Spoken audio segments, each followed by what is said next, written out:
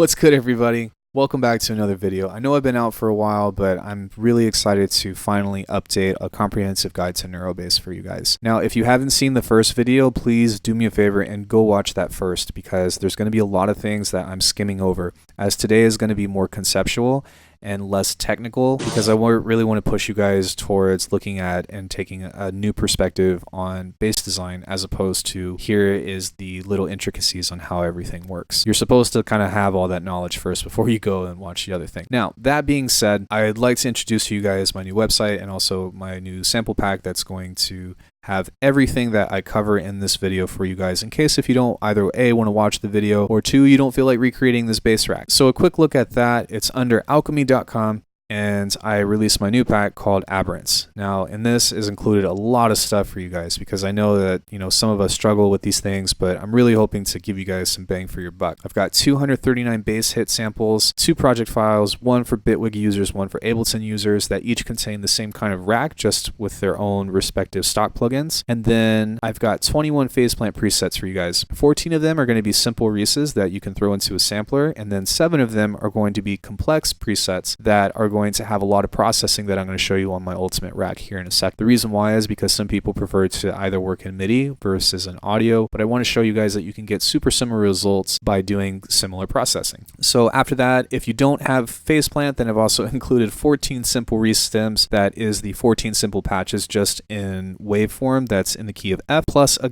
bonus reverb bass patch of something that I've been exploring lately. And then finally, I've given 5 sound design jams / mud pies for you guys to dig your own gold, and we'll talk about that here in a little bit. Also, if you're on the fence about this, then I've also included an Aberrance light pack, which is free. That includes 10 free simple Reese bass waveforms that you guys can test out for yourself, that will give you a little bit of context by the end of this video, because I don't want to just leave you high and dry like that. I want everybody to be able to have a means of exploration. So with that being said, welcome to a comprehensive guide to Neurobase Part 2. In this video, we're going to be covering a couple of directions that you can take to further develop your Neurobasses that you may or may not be already making. Now, there's a lot of ways to go about doing this kind of stuff these days, especially with all the new software that's coming out. If you own phase plant, then you know that it's capable of some crazy modulation. And really, that's kind of what Neurobase is all about. If you don't know what a Neurobase is, it's basically a very harmonically rich fundamental that has a ton of effects processing to it after. Sometimes you resample it and process it again. Sometimes you don't need to, but really it's just a heavy modulated bass. With that out of the way, let's go ahead and look at some simple components to what makes a Reese bass, which is one main fundamental of a Neurobase. Now, it's not to say that you have to have a Reese bass, but this is just a very common thing that you can use. This one's a little bit more complex, but let me find a more simple one, and it looks like this. Now, there's not a lot going on here, but take a listen to how this sounds.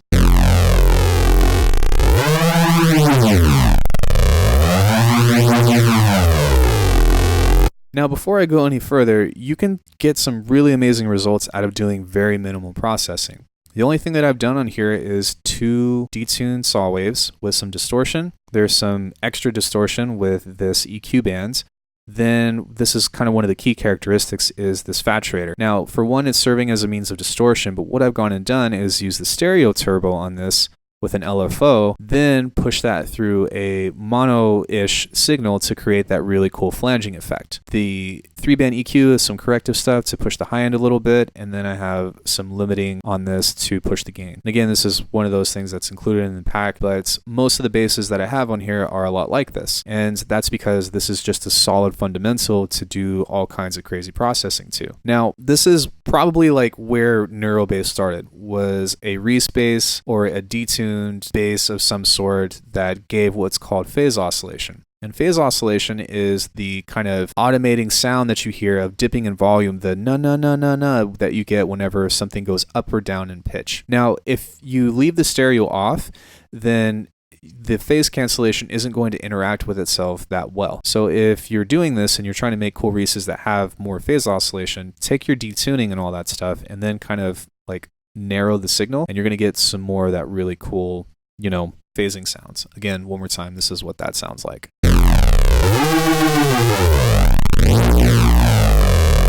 one of my favorite sounds ever, and that little cool trick is something that's really cool. You can also use a Haas effect, according to one of my friends on Twitch. So with that being said, that's a simple sound that you can use to process further, that you can use on its own, but that's kind of like a simple introduction to a Reese. Now next up, if we take that a step further, then we can do more processing after that, which is why I love phase plant so much. There's like essentially an unlimited amount of effects that you can do, and we can kind of take a look at one of those. The next one that I'll show you is Kishida. If anything has like a monster name on it, those will be the complex patches that I have for you guys. But this one sounds like this.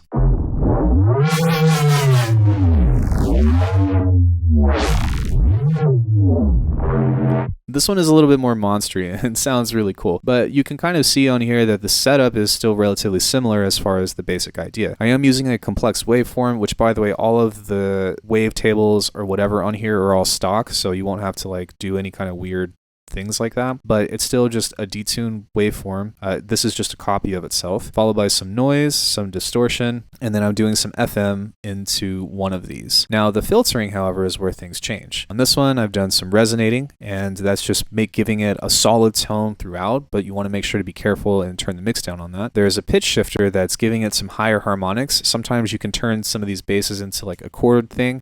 It doesn't always work, but in this case, I think it does. A disperser is an all-pass filter, and these are always optional. An all-pass filter shifts the phase of an incoming signal based on the frequency that it's set at, and really, honestly, it just makes it sound a little bit more wet. That's the only thing. Once you listen to it enough times, you can kind of get an ear for it, and you'll notice when it's on sounds, but to a normal listener, to somebody that's new to sound design, you wouldn't really pick up on it. It's not as dramatic as an effect as something that's like, you know, a bandpass filter or something. So next up, this is part of where the magic is in these complex patches, where we have the ability to use multipass in phase plant. Oh my gosh, like this is one of the coolest things ever. If you guys haven't already, take advantage of this if you do your own sound design, because man, this is, dude, it's so cool. Anyways, geeking out aside, this one's pretty simple.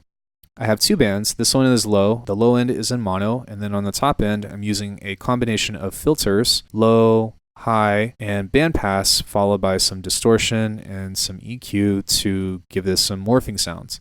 And this is cool because I can split this up into bands if I want to. But one thing that I want to highlight that I'd like you guys to also try out is, instead of using a notch, make your own with a high pass and a low pass. Because what will happen is when the crossovers interact with each other, then sometimes you can get some really widening and narrowing sounds that will become incredibly interesting to you. So after that, we have some distortion. Then we've got some more filtering, which is a notch. Now this one's really cool now because since we have the new filter slope, you can pretty much widen, I think I've done it on this one, and narrow the notch filter. Okay, I didn't, but check this out. If I push this and I change this to here and I push this out, this is pretty much a similar thing to what I was just talking about with a low and high pass, except with the other thing, we have a little bit more control, if that makes sense. And you can even automate these too, which I'm sure I've done on some of these patches. But yeah, and all of this processing is still kind of the same thing that we were talking about in the last video of you start with a solid fundamental and then you do some stuff to it. And typically, like, I know that's very general, but there's not really a set process behind it. Typically speaking, what I do is I add distortion, then I filter it out, then I add more distortion of some sort to bring back what I cut out, and then usually towards the end of the chain, I'll add some kind of spatial effect on specific places in order to create this kind of movement. But, even with this sounding, it should still sound pretty cool.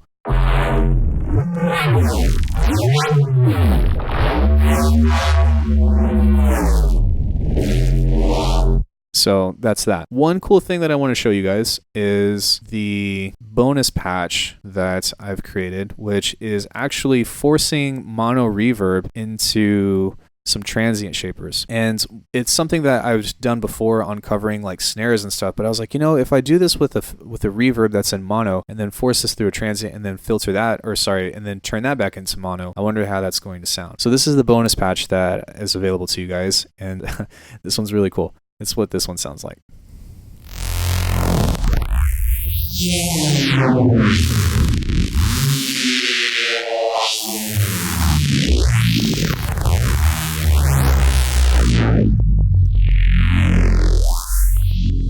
And whenever you let go of the note that you're playing, you get this extra little tail end that's not quite just reverb wash. Because it's being filtered, you get some extra really cool stuff. Now, I wouldn't use this as a sub or anything, or as like my fundamental bass, but as a fill bass, like, oh man, there's tons of options within this that will sound really cool. And I really like those tail ends of that. So I wanted to cover processing on a simple means, on a complex means, as far as working in MIDI, but now I want to show you guys what I've been doing as far as resampling goes. And this, my friends, is the ultimate bass rack. And this is kind of like what I've been putting a ton of energy into if you've been watching on stream. But basically what this does is it generates all types of pitch bendy, crazy effects things for me. And I will show you how it all sounds at the very end, but I'll kind of just go through the components one by one. And then we'll talk about like how to actually use all this stuff. So what I've done is right here, I've gone and bounced out all of these simple sounds. And then I've loaded these into a sampler all at once as a multi-sample. If you highlight all of these and you hit right click and go to distribute select equally, then just like Ableton, you have a selector right here. This is just a little bit more streamlined as far as like the actual processing thing goes. Now, one cool thing that is exclusive to Bitwig is that it has 3 different playback modes. And so we have the repitch, which is your typical sampler. We have cycles, which turns your source into a wavetable, and then we have a granular mode, which turns this into like a granular engine of some sorts. And this one's so cool. So what I've done is I've added a randomizer on the position of this. The freeze function means that if I turn it to this, it's going to go back into its sampler mode, and if I turn it to this, it's going to kind of stay in the same position on its own. If you automate this, as it moves, the speed will actually determine the pitch. Because if it's static, let me turn this off for a second. If it's static, it's just going to sound like this. Nothing. Nothing. But you can see when I move it, it makes noise. Now, if I right click this and I turn this back to active, and I touch this, listen to how this sounds.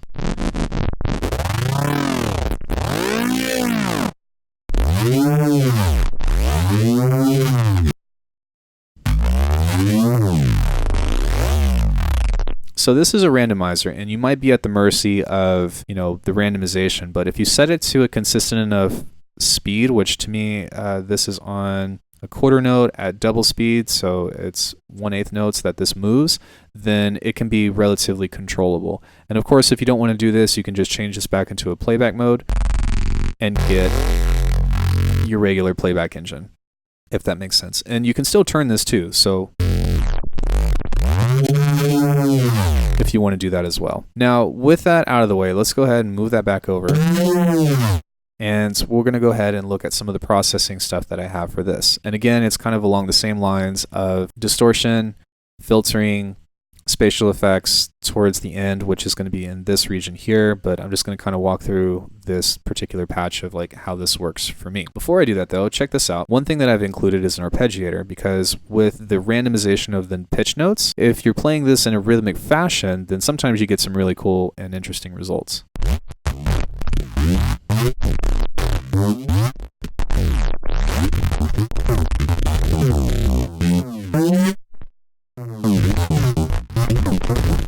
It doesn't sound that cool when everything is turned off, but wait till everything sounds at the end and just bear with me, okay? You should hopefully be encaptured by this video, because it'll definitely be worth listening to at the end. Actually, I've already played something at the intro, so hopefully I'm just not boring you yet. All right, so the first thing that I did is I did a boost EQ around the low mid region. And this is something that I started doing a lot lately, because this region right here between say 120 and 200 hertz-ish gives you some really interesting vocal tones when you push this up. That's already a big difference as far as volume goes. The next thing that I've done is I've added Bitwixe Vocoder, which is relatively new to the operating system or to the software, but it's really cool and it reminds me a lot of vocodecs. Yeah, okay, whatever. They're both vocoders, but they have a particular tonality to them. Now you want to be careful with this though, because if you overdo it, then you end up getting something like that, which kind of like makes the sound underwater, which actually might not be bad if you automate that, but for me, I just left that on here. The next thing that I've done is added some distortion, because this is taking away some of the harmonics, and it's a super simple distortion, even though I'm using Trash 2 of just some basic wave shaping. There is another thing that I've been doing a lot on stream lately, but I'll cover that in another video on a more experimental side of things. I want you guys to be able to control what you're doing for now, since there's so many randomizers on this that just baby steps, guys, baby steps. So yeah, this is pretty much just doing a touch of wave shaping to kind of bring everything out a little bit more. And then we have, again, our all-pass filter on a disperser. And I've already mentioned that, so we can kind of just cover that quickly. Now, next up, we have our filtering. There's 6 filters on this right now. We have 3 that are in serial, which is 2 notches and a low pass. The idea was to have these kind of cover different areas at different speeds just to introduce some movement. And then this right here, combined with the notches, kind of emulates or makes it sound more so of a bandpass without the squelchiness when you get to the higher region.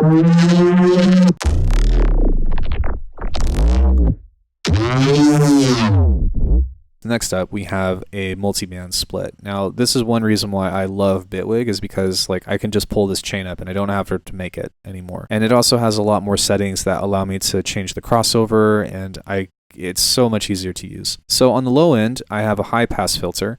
And this is like your typical quote-unquote neuro-based filtering process. So yeah, on the low end, we have a high-pass filter because that's what's going to be the most cutting on the lower frequencies. On the mid-band, we have a super low region bandpass, and you can see that it's not going past a certain threshold. On the high ends, we have a low-pass filter that is cutting all the high frequencies.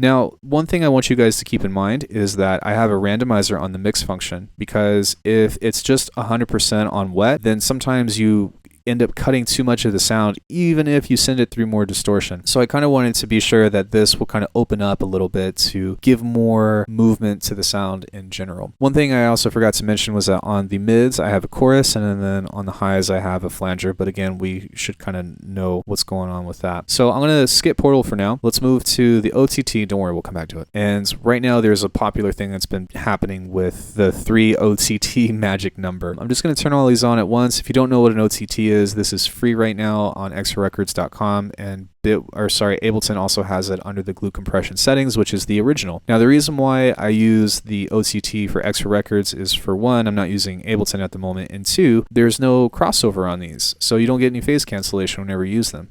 Thanks, Frequent. Now, within all of this, when you stack OTTs, sometimes if you have like some of those odd resonance sounds that we talked about in the last video, you can kind of crunch them a little bit more, so sometimes it will change it into a more desirable result. You can tell that it's just a little bit more crunchy. Let's change into a different sample. And you'll notice that everything is quiet. This will it's coming together, so just hold on. All right, so over here we have a sub mono. I've just done it with the multi-band effects. If you're in Ableton, you can just use a utility or a stereo imager of any sort to mono the bass. And the reason why I did that is because through all this stuff, you're going to get some crazy, crazy movement, especially when we throw this through Portal. And this is just damage control, to be honest, just to make sure that like nothing, again, like we want to make it's random, but we want to make it usable, right? So sometimes taking some of these pre-measures will kind of help you get a little bit closer in the ballpark, if that makes sense. So the glue is the glue compressor from Ableton, just from the original developer. And it's the exact same thing. The only difference is that on this one, if you push this past 20, the makeup gain, then it will start to do hard clipping instead of soft clipping. So what I've done is set the peak clip in, which is the same function as the glue compressor, and I've just made it really loud.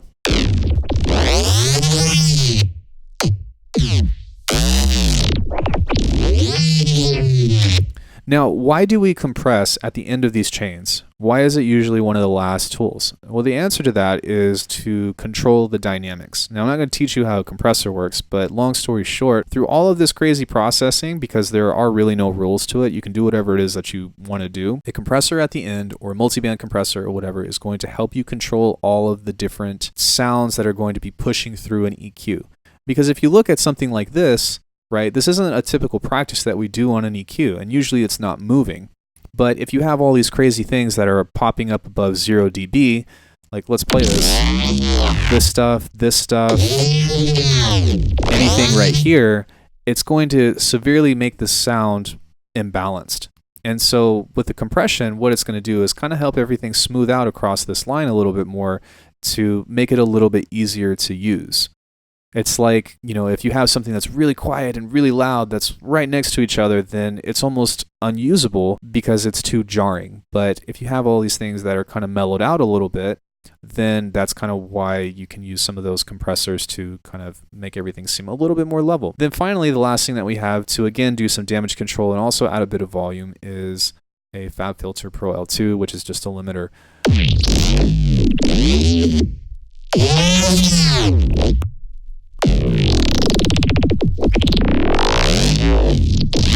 And so just from pushing F, I'm getting all of this movement through doing nothing else.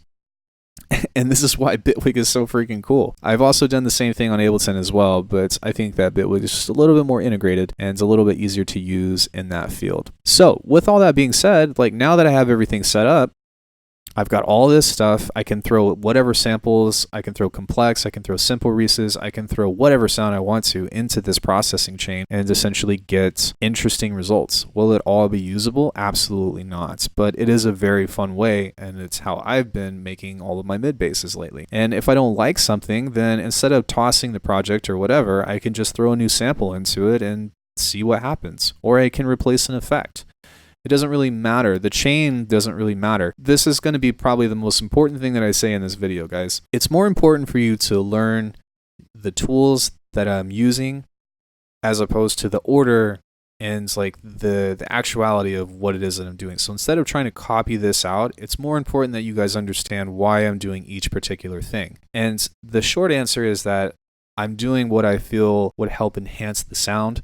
The long answer to that is I understand these tools to a certain extent to how they affect the sound. And when you have that fundamental understanding, then you can basically use all of these in combination to, you know, do whatever it is that you want. You can make your own formula with it. For example, if I'm doing some crazy heavy filtering, well, that means that most of the sound is cut out. And I'm like, well, I need that back.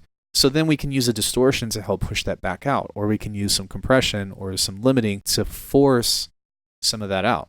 But then you run into the next problem, right? Which is sometimes like you overdo it. And that's why you go back and find that mix. Maybe you do a filter and it's subtle and you're like, okay, well maybe I can cut more. Hence right here. I'm like, all right, well, how does this sound? Once you understand the structure of the tools, then that's when the creative ideas and possibilities open up, because instead of being like, okay, I know how to make this sound and I'm going to do the same exact processing over and over and over and make the exact same sound, toss it out the window. Learn on your tools, then honestly slap whatever effects that you want on, listen to it, and try to develop the understanding of how to fix it instead. Because that is, for one, it's a more fun problem to solve, and two, it allows you to try anything. And sometimes it's cool to just toss anything onto there and see what happens, because you never know what you're going to get. If you know how a filter works, then it's going to be, you know, you're going to know exactly how to use it in context. If you know how to use a delay, which is one of the biggest things that I use in Portal, which we're going to show in a second, then that's going to be more beneficial to you. Does that make sense? So how do I use all this stuff?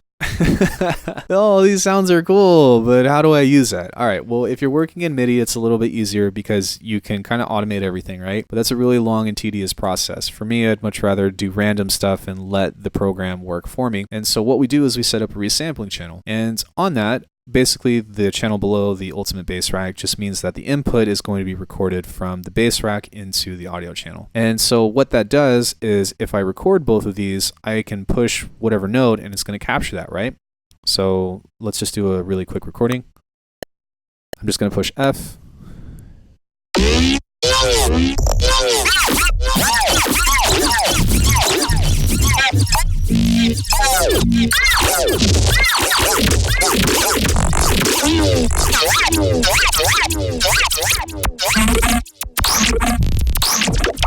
Now I know that that was not bass at all, but that's because I had turned Portal on. But even still, like, I didn't get some basses, but I got some cool stuff over here.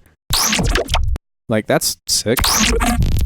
And really what it's all about is doing the whole thing. I'm sure a lot of you guys have seen the Illgates tutorial on, like, quote unquote mud pies. The concept is there. I just don't like the term. Nothing against him. I can't stand it. I like sound design jams a lot better. And basically what we do is we find the little cuts that we like and we take them out, and we can either copy them into a chopping board, or we can take advantage of Bitwig and hit L and then just throw them right here for later use. And when I'm arranging and I want to throw a sound or find something, then here's a sample pack right here that's ready to go. And it makes it really fun to do arranging and stuff. The elephant in the room is, how do you apply all this? And unfortunately, it's conceptual. I have a video on a comprehensive guide to bass lines, and I think that is also a little bit outdated. Granted, the process is the same, but making this work can sometimes be tedious. And for the love of God, like if you want, sometimes you can just process this or not do any processing to this and make it work. My opinion to you is don't do that. My opinion is treat every sample, every single one, like it's an instrument and make sure that it has a placement. I've been listening to a lot of Alan Watts lately, and one thing that he said was that music is a dance. It's a dance of sound and rhythm. And so what that basically means is that whenever we listen to a song or we make a song, we're trying to create a dance between the sounds. We're trying to create a relationship or a conversation or however you want to cut that cookie. But that really resonated with me because it makes me feel like everything that I do within arranging a sound means that every single little particular thing is important. And so when you guys think about applying these things, you don't have to be quite meticulous with it, but a field of advice is to arrange it. Once that's kind of there, then process it again or resample it again. Take this stuff and throw that onto this, or, do more distortion, do more corrective EQing, make it sound big again. Because sometimes, like, I don't know why, but like when we first hear it, it sounds huge. And then when we play it in audio, it's just kind of like meh.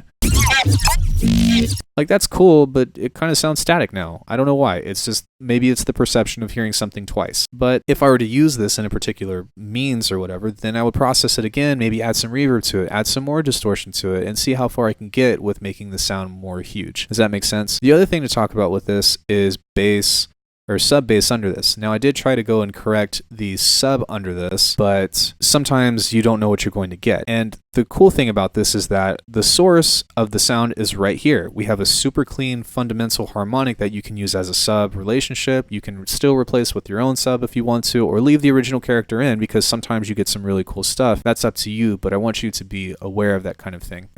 I know I'm diving off the deep end, guys. I apologize, but really, like, this video is for you guys that have been, well, this video is for anybody really, but it's a very, I don't expect everybody to understand what I'm saying, and I don't care.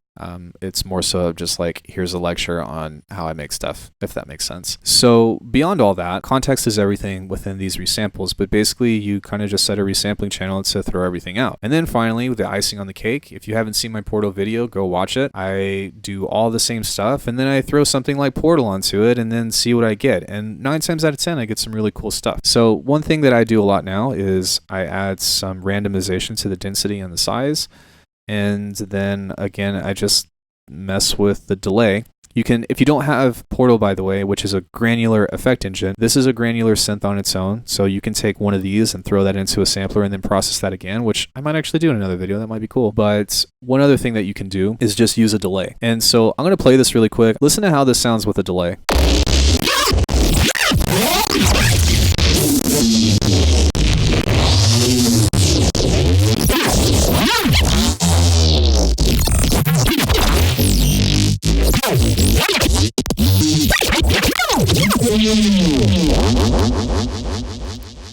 Really cool, right? So that's pretty much what I've been doing, guys. And again, if you don't want to follow along, or you've been watching the video but you don't feel like going through any of this, I've done all the work for you. In this pack that I'm offering you guys, it's $20. It's just got tons and tons of stuff in this, and over hundreds of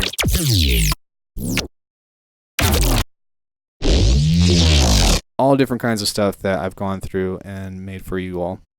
If you want the racks, those are in the project files. If you want the presets that I made, they're included in here as well. Simple, all that stuff. And I've really just tried to make this as easy as possible for all of us to figure out how to take NeuroBass to the next level. And so if you're watching this, then I hope that you guys have a much deeper understanding of like how to go beyond just making a NeuroBass, of how to use something more in context. And it's just a perspective, guys. Beyond anything else, this is just a guide. Even if you don't like any of the sounds that I've made today, which is totally fine, by the way, this is a guide to help you have a deeper understanding and hopefully open your minds to how to make different types of sounds. You don't have to do this with bass. You can do this with anything. Essentially, in a very similar way, I recently came out with the Ash pack and made atmospheres. I did a very similar process with granular synthesis. And that's kind of what it is, guys. Like, if you're going to do sound design, I think it's a lot more fun to get results that you don't know what's going to happen, but you know that it's going to sound good, as opposed to, I got to sound like this artist. And that's why I don't do those videos, guys, because because a lot of times they get stuff like this that they can never recreate. And that's also like, I don't know, it's, you know, I like to sound close to somebody, you know, like I have always wanted to sound like Cohen Sound and all that stuff, but look how much more I found through, you know, through all this stuff, which, you know, some of it's my own work, some of it has been taught to me, but now I'm giving it to you guys, and I hope that you find this to be useful and take advantage of it in some way or another, whether you buy the pack or watch this whole thing and have some fun with it. But yeah, guys, I think that's the end of my lecture. I'd really appreciate if you guys went and got the pack. Not that I'm trying to sell you guys on everything, but be sure to follow me on Twitch, Patreon, all that stuff. I know that I'm a little bit behind on doing Bitwig review. It's in the works. I'm working on it, but I can finally take a deep sigh of relief to just, this is done and it's over with. Thank you guys so much for watching my content. You know I love the community. Join the Discord, and I want to get better with all of you, and I want all of us to grow as a community. Happy producing, everybody. Go get that pack, or go get the free one. If whatever. I don't know. Do what you want. I'm out.